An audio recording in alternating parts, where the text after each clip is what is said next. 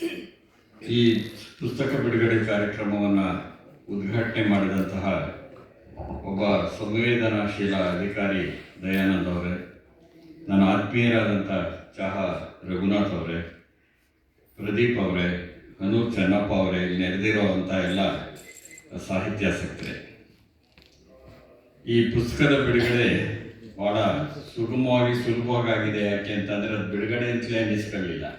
ಕೆಲವು ಪುಸ್ತಕದ ಬಿಡುಗಡೆಯಲ್ಲಿ ಭಾಳ ಕಷ್ಟ ಕೊಡಬೇಕು ನಾವು. ಆ ಕವರನ್ನು ಕಿತ್ತು ಏನೇನೋ ಮಾಡಿ ನಿಜವಾದ ಅರ್ಥದಲ್ಲಿ ಬಿಡುಗಡೆ ಆಗಿರುತ್ತೆ. ಕೈದಿಗಳನ್ನ ಹೆಂಗೆ ಬಿಡುಗಡೆ ಮಾಡ್ತೀವೋ ಅಷ್ಟು ಕಷ್ಟ ಇರುತ್ತೆ. ಪಾಪ ಅನೂಪ್ ಚೆನ್ನಪ್ಪನವರು ಭಾಳ ಸುಲಭವಾಗಿ ನಮ್ಗೆ ಯಾವ ತೊಂದರೆನೂ ಕೊಡದೆ ಪುಸ್ತಕ ಬಿಡುಗಡೆ ನಡೆಯುವಾಗ ಮಾಡಿದ್ದಾರೆ. ಅನೂಪ್ ಚೆನ್ನಪ್ಪನವರು ಬೆಂಗಳೂರಿನಲ್ಲಿ ಈ ಕಾರ್ಯಕ್ರಮವನ್ನು ಏರ್ಪಡಿಸಬೇಕು ಅನ್ನೋದು ಅವರ ಅಪೇಕ್ಷೆಯೂ ಆಗಿತ್ತು ಅಂತ ನಾನು ಭಾವಿಸ್ಕೊಂಡಿದ್ದೇನೆ. ಇನ್ನೊಂದು ಸಣ್ಣ ನನ್ನ ಮೇಲೆ ಆರೋಪ ಏನು ಅಂದರೆ, ನಿಮಗಾಗಿ ಇಲ್ಲಿ ಮಾಡಿದ್ವಿ ಅಂತಾರೆ ಅವರು. ಎರಡೂ ಸೇರಿದೆ ಅಂತ ಅಂದ್ಕೊಂಡಿದ್ದೀನಿ ನಾನು. ಇರಲಿ, ಅದರ ಚರ್ಚೆ ಬೇಡ. ಆದರೆ ಈ ಪುಸ್ತಕದ ಬಿಡುಗಡೆ ಸಮಾರಂಭದಲ್ಲಿ ಭಾಗವಹಿಸಿರೋದು ನನಗೆ ನಿಜವಾಗೂ ಸಂತೋಷದ ಸಂಗತಿ. ಕೃತಿಯನ್ನು ಕುರಿತು ಚಹಾ ರಘುನಾಥ್ ಅವರು ಮಾತಾಡಲಿದ್ದಾರೆ. ಹಾಗಾಗಿ ನಾನು ಸಾಧ್ಯವಾದಷ್ಟು ಅವರ ವಲಯಕ್ಕೆ ಅತಿಕ್ರಮ ಪ್ರವೇಶ ಮಾಡಬಾರದು ಅಂತ ಅಂದುಕೊಂಡು ಕೆಲವು ಪೀಠಿಕಾ ರೂಪದ ಮಾತುಗಳನ್ನು ಆಡೋಕ್ಕೆ ಇಷ್ಟಪಡ್ತೇನೆ. ಯಾಕೆಂದರೆ ರಘುನಾಥ್ ಅವರು ಕೃತಿನ ಓದ್ಕೊಂಡ್ಬರ್ತಾರೆ. ಅನೇಕರು ಪುಸ್ತಕ ಬಿಡುಗಡೆ ಮಾಡಬೇಕಾದ್ರೆ ಇಲ್ಲಿ ಬಂದ ಮೇಲೆ ಪುಸ್ತಕ ನೋಡೋರು ಇದ್ದಾರೆ ನಮ್ಮಲ್ಲಿ, ಅದು ಬೇರೆ ವಿಷಯ. ಸೊ ಆದರೆ ಅವ್ರು ನಿಜವಾಗೂ ಅಧ್ಯಯನ ಮಾಡ್ಕೊಂಡು ಬಂದಿರ್ತಾರೆ. ನಾನು ಓದಿ ಬಂದಿದ್ದೀನಿ, ದಯಾನಂದ್ ಓದಿದ್ದಾರೆ, ಮುಕುಂದರಾಜ್ ಓದಿದ್ದಾರೆ. ಅಂದರೆ ಪುಸ್ತಕವನ್ನು ಓದಿದವರೇ ವೇದಿಕೆ ಮೇಲೆ ಇದ್ದೀವಿ ಅನ್ನೋದು ಅನೂಪ್ ಚೆನ್ನಪ್ಪನವ್ರಿಗೆ ಕೂಡ ಗೌರವ ಅಂತ ತಿಳ್ಕೋಬೇಕು. ನೋಡಿ, ಅದಕ್ಕೂ ನಿಧಾನವಾಗಿ ಚಪ್ಪಾಳೆ. ಸೊ ಹಾಗಾಗಿ ರಘುನಾಥ್ ಅವರು ಕೃತಿಯನ್ನು ಕುರಿತೇ ಹೆಚ್ಚು ಮಾತಾಡೋದ್ರಿಂದ ನಾನು ಅದಕ್ಕೆ ಪೀಠಿಕಾ ರೂಪದ ಕೆಲವು ಮಾತುಗಳನ್ನು ಅಷ್ಟೇ ಹಂಚಿಕೊಳ್ಳೋದಕ್ಕೆ ಇಷ್ಟಪಡ್ತೇನೆ. ಅನೇಕ ನಿದರ್ಶನಗಳನ್ನು ಕೃತಿಯಿಂದ ಕೊಡಬಹುದು ನನ್ನ ಮಾತುಗಳಿಗೆ ಪೂರಕವಾದಂಥದ್ದನ್ನು. ಆದರೆ ಅದಕ್ಕೆ ಹೆಚ್ಚು ಹೋಗದೆ ಒಟ್ಟು ನಮ್ಮ ಕಾದಂಬರಿ ಪ್ರಪಂಚ ಇದೆಯಲ್ಲ ಕನ್ನಡದ್ದು, ಬೆಳೆದು ಬಂದಂತಹ ಬಗೆಯಲ್ಲಿ ಅನೂಪ್ ಚೆನ್ನಪ್ಪನವರ ಕೃತಿಯನ್ನು ಎಲ್ಲಿ ಇಟ್ಟು ನೋಡಬಹುದು ಅನ್ನೋದರ ಬಗೆಗೆ ಹೆಚ್ಚು ಗಮನ ಕೊಡೋದಕ್ಕೆ ನಾನು ಇಷ್ಟಪಡ್ತೇನೆ. ಹಾಗೆ ನೋಡಿದರೆ ಈ ಕನ್ನಡ ಕಥನ ಕ್ಷೇತ್ರದಲ್ಲಿ ನಡೀತಿರ್ತಕ್ಕಂತಹ ಪ್ರಯೋಗಗಳ ಒಂದು ಮಾದರಿಯಾಗಿ ನಾವು ಅನೂಪ್ ಚೆನ್ನಪ್ಪನವರ ಈ ಕೃತಿಯನ್ನು ನೋಡಬೇಕಾಗಿರುತ್ತೆ. ನಾನು ಪ್ರಯೋಗ ಅನ್ನುವಂಥ ಮಾತನ್ನು ಪ್ರಜ್ಞಾಪೂರ್ವಕವಾಗಿಯೇ ನಾನು ಬಳಸ್ತಾ ಇದ್ದೀನಿ. ಕನ್ನಡ ಕಾದಂಬರಿ ಕ್ಷೇತ್ರ ಇದೆಯಲ್ಲ, ಬಹಳ ವೈವಿಧ್ಯಮಯವಾದ್ದು.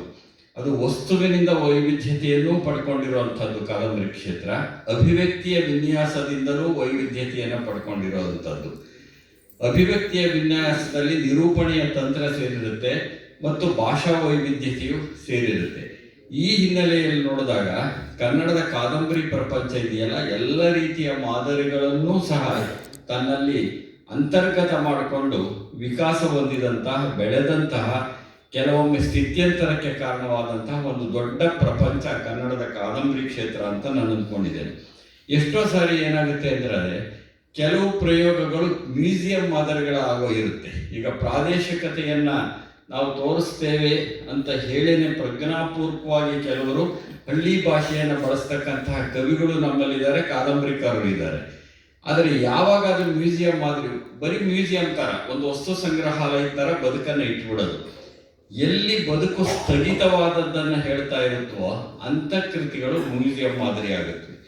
ಎಲ್ಲಿ ಬದುಕಿನ ಚಲನಶೀಲತೆಯನ್ನು ಗ್ರಹಿಸಿ ಆ ಬದುಕಿನ ಚಲನಶೀಲತೆಯನ್ನು ತನ್ನ ಆತ್ಮಶಕ್ತಿಯಾಗಿ ಪಡ್ಕೊಂಡಿರುತ್ತೋ ಅಂಥ ಕಾದಂಬರಿಗಳಿದಾವಲ್ಲ, ಅವು ಕೇವಲ ಪ್ರಯೋಗಗಳಾಗಿ ಮಾತ್ರ ಉಳಿಯೋದಿಲ್ಲ ಮತ್ತು ಕೇವಲ ಮ್ಯೂಸಿಯಂಗಳ ಮಾದರಿಯಾಗಿ ಮಾತ್ರ ಉಳಿಯೋದಿಲ್ಲ.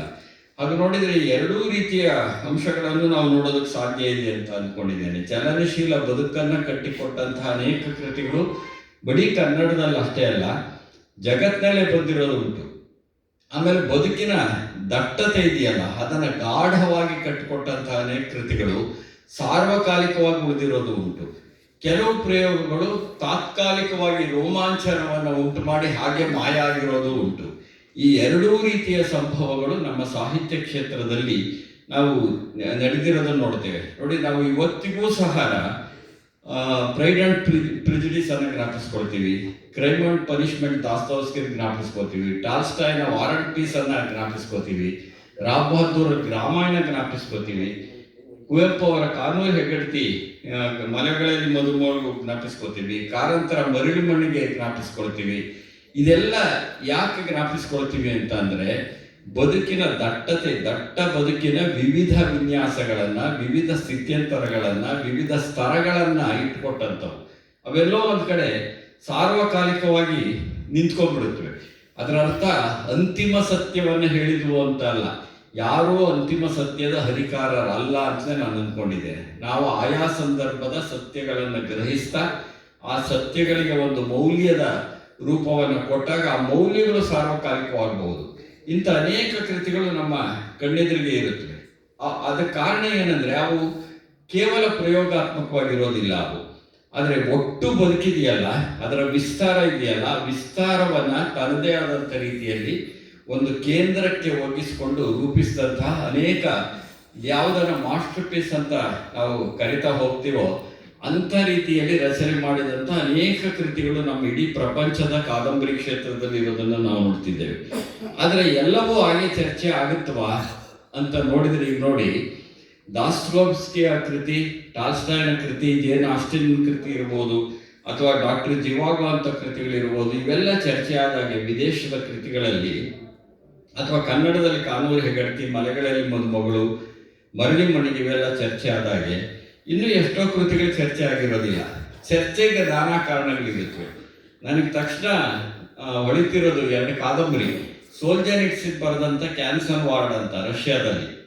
ಆಗ ನಾನು MA ಓದ್ತಿದ್ದಂಥ ವಿದ್ಯಾರ್ಥಿ.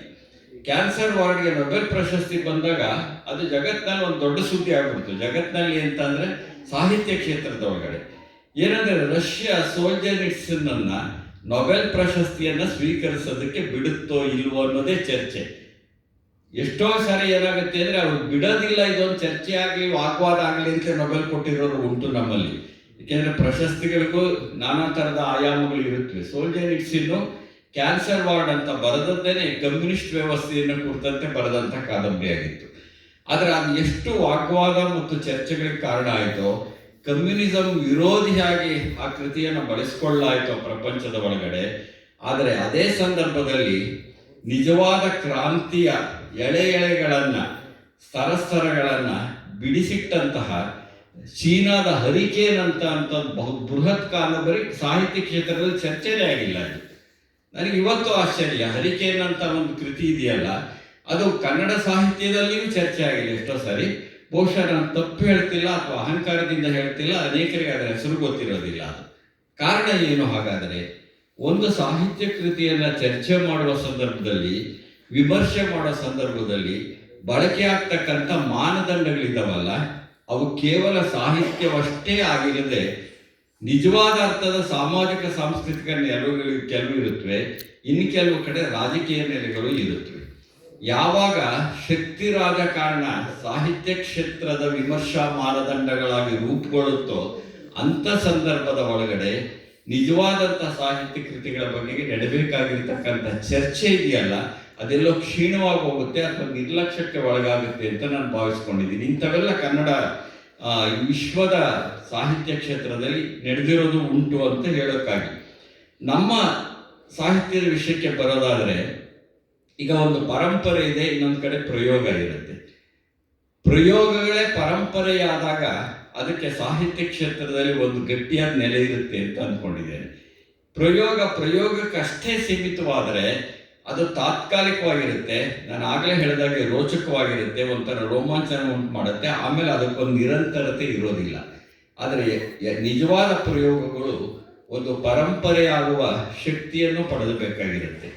ಆಮೇಲೆ ನಮ್ಮ ಸಾಹಿತ್ಯ ಕ್ಷೇತ್ರದಲ್ಲಿ ಕಾದಂಬರಿ ಇರ್ಬೋದು, ಕಾವ್ಯ ಇರ್ಬೋದು, ಒಂದು ದೊಡ್ಡ ಚರ್ಚೆ ಯಾವಾಗಲೂ ಇರುತ್ತೆ.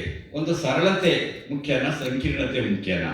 ಬಹಳ ಸಂಕೀರ್ಣವಾಗಿದ್ದರೆ, ನಿಮಗೆ ಅರ್ಥ ಆಗದೆ ಇದ್ರೆ ಬಹಳ ಮಹತ್ವದ ಕೃತಿ ಅಂತ ಹೇಳೋರು ಇರ್ತಾರೆ. ಬಹಳ ಸರಳವಾಗಿ ಹೇಳೋದಾದ್ರೆ, ಬಹಳ ಬೇಗ ಅರ್ಥ ಆಗಿಬಿಟ್ರೆ ಅದು ಮಹತ್ವದ ಕೃತಿ ಅಲ್ಲ ಅನ್ನೋ ಒಂದು ಸರಳ ತೀರ್ಮಾನಗಳು ಅನೇಕರಲ್ಲಿ ಇರೋದುಂಟು. ಅದು ಆದರೆ ಕನ್ನಡ ಕಾದಂಬರಿ ಕ್ಷೇತ್ರ ಎಷ್ಟು ಪ್ರಯೋಗಶೀಲವಾಗಿದೆ ಅಂದರೆ, ಸರಳತೆಯಿಂದಲೇ ಸಂಕೀರ್ಣ ವಿಷಯಗಳನ್ನು ಹೇಳಿದಂತಹ ಕಾದಂಬರಿಗಳು ಇವೆ ನಮ್ಮಲ್ಲಿ.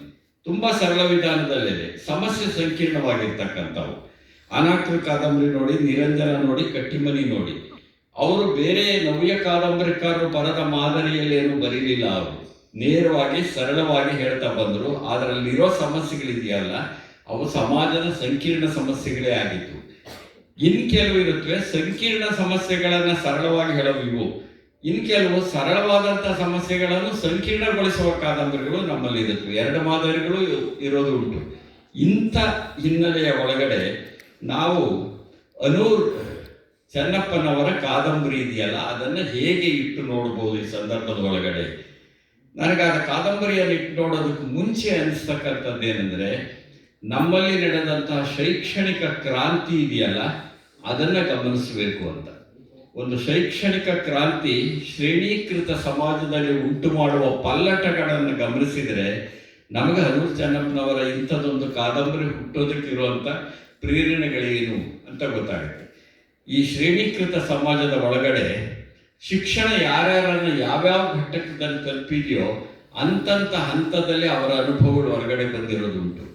ಯಾವಾಗ ತಳ ಸಮುದಾಯಗಳಿಗೆ, ಮಹಿಳೆಯರಿಗೆ, ಹಳ್ಳಿಗಳಿಗೆ, ಹಟ್ಟಿಗಳಿಗೆ ಶಿಕ್ಷಣ ತಲುಪೋದಕ್ಕೆ ಶುರುವಾಯಿತೋ, ಆ ಶಿಕ್ಷಣವನ್ನು ಪಡೆದಂಥವರು ತಮ್ಮ ತಮ್ಮ ಅನುಭವಗಳನ್ನು ಲಿಖಿತ ಸಾಹಿತ್ಯದ ಮುಖಾಂತರವಾಗಿ ಅಭಿವ್ಯಕ್ತಿ ಮಾಡೋಕ್ಕೆ ಶುರು ಮಾಡಿದರೋ ಅಜ್ಞಾತ ಲೋಕಗಳ ಒಂದು ಅನಾವರಣ ಆಗೋಕ್ಕೆ ಶುರುವಾಯಿತು.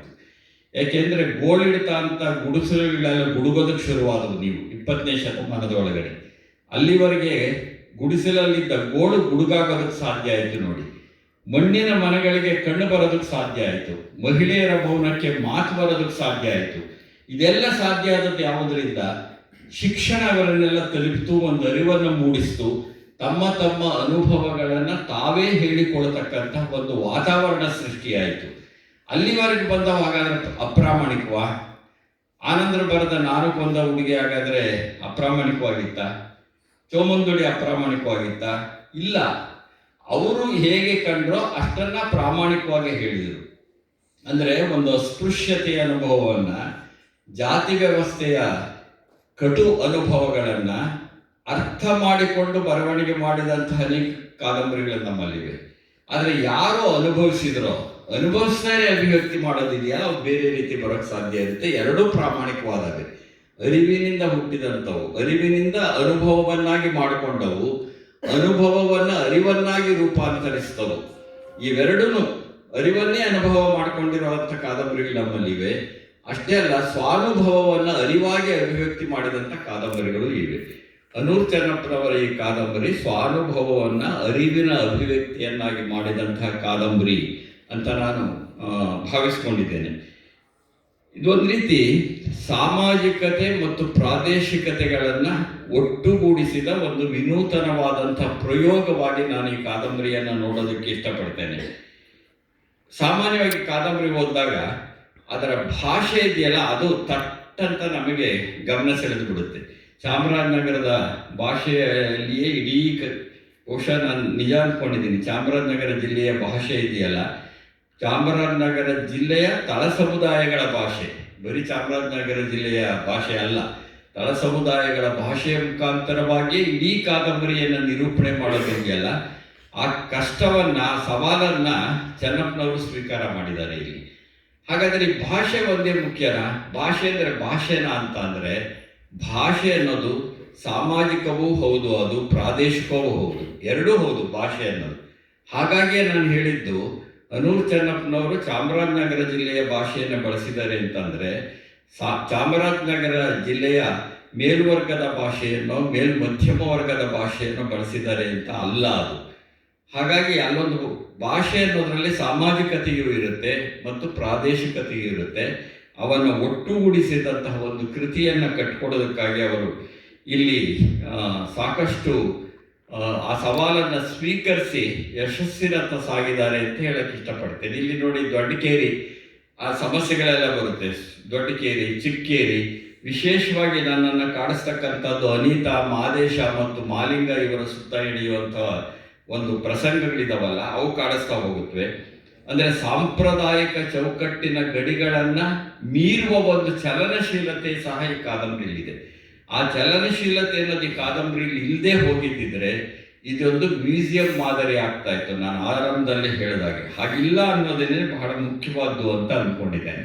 ವಿಶೇಷವಾಗಿ ಆ ಕೊನೆಯ ಭಾಗ ಒಂದು ಭಾವ ತೀವ್ರತೆಯಿಂದ ನಮ್ಮನ್ನ ಕಾಡಿಸ್ತಾ ಹೋಗೋದನ್ನು ನಾವು ನೋಡ್ತೇವೆ. ಆದರೆ ಒಟ್ಟು ಅನ್ಸೋದು ನನಗೇನೆಂದರೆ ಇದೊಂದು ಅಧ್ಯಯನಾಸಕ್ತರಿಗೆ ಪಠ್ಯವಾಗುವ ಪುಸ್ತಕ ಅಂತ ಅನಿಸುತ್ತೆ ನನಗೆ. ಅಧ್ಯಯನಾಸಕ್ತರಿಗೆ ಪಠ್ಯವಾಗುವ ಪುಸ್ತಕ ಇದು. ಅಂದರೆ ಎಲ್ರಿಗೂ ತಲುಪುತ್ತಾ? ಎಲ್ರಿಗೂ ತಲುಪಲೇಬೇಕು ಅನ್ನೋ ಕಡ್ಡಾಯ ಏನಿಲ್ಲ, ಆ ಥರದ ನಿಬಂಧನೆಗಳು ಏನಿಲ್ಲ ಅದರಲ್ಲಿ. ಆದರೆ ಅಧ್ಯಯನ ಮಾಡೋದಕ್ಕೆ ಒಂದು ಭಾಷಾ ವಿಜ್ಞಾನದ ದೃಷ್ಟಿಯಿಂದ ಅಧ್ಯಯನ ಮಾಡ್ಬೋದು, ಸಾಮಾಜಿಕ ನೆಲೆಯಿಂದ ಇದನ್ನು ಅಧ್ಯಯನ ಮಾಡ್ಬೋದು, ಒಟ್ಟು ಪ್ರಾದೇಶಿಕತೆ ಇದೆಯಲ್ಲ ಇವನ್ನೆಲ್ಲ ಸೇರಿಸಿದ ಒಂದು ಒಟ್ಟು ಅದರ ವಸ್ತು ವಿನ್ಯಾಸದಲ್ಲೇ ಒಂದು ಸಂಕೀರ್ಣತೆಯೂ ಇದೆ. ಅದು ಆ ಸಂಕೀರ್ಣತೆ ಭಾಷೆಯಾಗಿಯೂ ಅಭಿವ್ಯಕ್ತಿ ಆಗಿರೋದನ್ನು ನೋಡ್ತೇವೆ ನಾವು. ಅಂದರೆ ಅಧ್ಯಯನ ಮಾಡ್ತಕ್ಕಂಥವ್ರಿಗೆ, ಅಭ್ಯಾಸ ಮಾಡ್ತಕ್ಕಂಥವ್ರಿಗೆ ಒಂದು ಪಠ್ಯ ಆಗಬಹುದು. ಆದರೆ ಸಂವಹನೆ ಸಮಸ್ಯೆ ಬಂದಾಗ ನೀವೇನು ಉತ್ತರ ಕೊಡ್ತೀರಿ? ಈ ಪ್ರಶ್ನೆಗಳು ಸಹ ನನಗೆ ಮುಖ್ಯ ಅಂತಲೇ ಅನಿಸುತ್ತೆ ಅದು.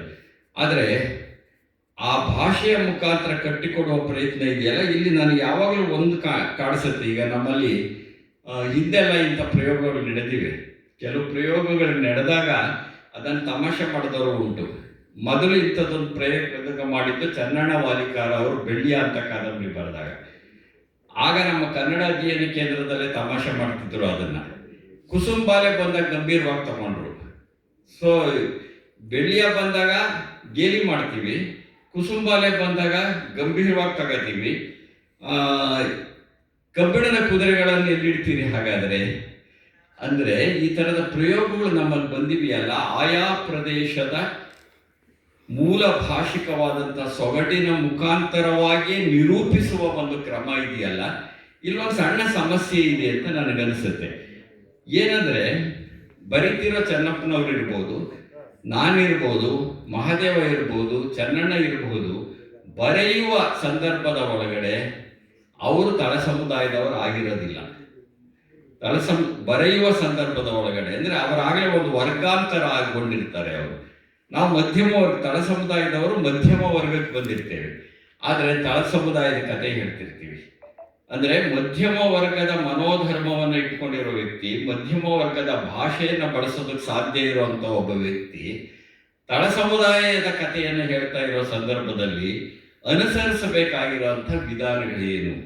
ಇಡೀ ನಿರೂಪಣೆ ತಳ ಸಮುದಾಯದ ಭಾಷೆಯಲ್ಲಿಯೇ ಇರಬೇಕಾ, ಅಥವಾ ಆ ಕೃತಿಯಲ್ಲಿರುವ ಪಾತ್ರಗಳಲ್ಲಿ ತಳ ಸಮುದಾಯದ ಪ್ರಾದೇಶಿಕವಾದ ಭಾಷೆ ಬಂದು ನಿರೂಪಕ ಇದನ್ನಲ್ಲ ತನ್ನ ಮಧ್ಯಮ ವರ್ಗದ ಸಹಜ ಭಾಷಾ ಶೈಲಿಯನ್ನು ಬಳಸಬೇಕಾ? ಸೊ ಈ ಥರದ ಪ್ರಶ್ನೆಗಳು ಇಲ್ಲಿ ಎದುರಾಗುತ್ತವೆ. ಅಂದರೆ ನಾನು ವರ್ಗಾಂತರಗೊಂಡು ಈಗಾಗಲೇ ಒಂದು ಹೆಜ್ಜೆ ಮೇಲುಗಡೆ, ಅಂದರೆ ಮೇಲು ಕೆಳಗು ಅನ್ನೋದು ಸರಿಯಲ್ಲ ಅಂತ ನಾನು ಅಂದ್ಕೊಂಡಿದ್ದೇನೆ. ಆದರೆ ತಳವರ್ಗದಿಂದ ಮಧ್ಯಮ ವರ್ಗಕ್ಕೆ ಬಂದಾಗ ತಳವರ್ಗಕ್ಕೆ ಮರುಪ್ರವೇಶ ಮಾಡ್ತಿರ್ತಾನೆ ಅಲ್ಲೋ ಕಾದಂಬರಿಕಾರ, ಕಥೆಗಾರ. ಮರುಪರೀಕ್ಷೆ ಮಾಡಿ ಅದನ್ನು ಮತ್ತೆ ತನ್ನೊಳಗಡೆ ತಗೊಂಡು ಕಟ್ಟಿಕೊಳ್ತಾ ಇರ್ತಾನೆ.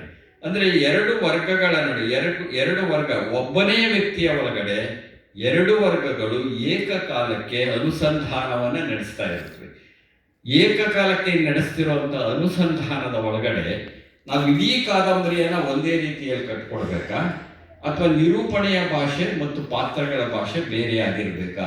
ಈ ಥರದ ಕೆಲವು ಪ್ರಶ್ನೆಗಳನ್ನೂ ಸಹ ಇಂಥ ಕೃತಿಗಳು ಎತ್ತಾ ಇರ್ತವೆ. ನಾನು ಮಹಾದೇವ ಅವರ ಕುಸುಮಪಾಲೆಯ ಸಂದರ್ಭದಲ್ಲಿಯೂ ಈ ಪ್ರಶ್ನೆಯನ್ನು ನಾನು ಎತ್ತಿದ್ದೆ. ಇದರ ಅರ್ಥ ಆ ಕೃತಿಗಳ ಮೌಲ್ಯ ಕಡಿಮೆ ಆಗ್ತಿದೆ ಅಂತ ಅಲ್ಲ, ಆದರೆ ಒಬ್ಬ ಸೃಜನಶೀಲ ಲೇಖಕ ಎದುರಿಸಬೇಕಾಗಿರುವಂಥ ಒಂದು ಸಮಸ್ಯೆ ಇದು ಅಂತಲೇ ನಾನು ಭಾವಿಸ್ತೀನಿ.